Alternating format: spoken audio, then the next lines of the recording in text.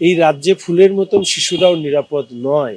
এই রাজ্যের মুখ্যমন্ত্রী মমতা ব্যানার্জি, পুলিশ মন্ত্রী মমতা ব্যানার্জি দুষ্কৃতীদের হাত আর মমতাকে সাথ, দুষ্কৃতীদের হাত মমতার সাথে। মিছিল বা কোনো কিছু থাকে, মারা হয়েছে। ভাবুন, বাচ্চা বিজয় মিছিলের বোমার আঘাতে বা মারা গেছেন বলে শুনেছি। আমি সামগ্রিকভাবে কোনো ধর্ম জাতি এসব ছেড়ে দিন, আমি শুধু এইটুকু মনে করি, এই রাজ্যে কোনো মানুষের প্রাণ নিরাপদে বাঁচার যে অধিকার, সেই অধিকারটুকু আর নেই।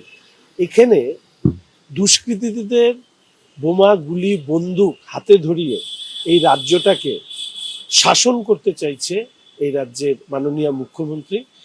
তার পরিণতিতেই একটা ছোট্ট ফুলের মতন শিশু তার এইভাবে মৃত্যু হলো।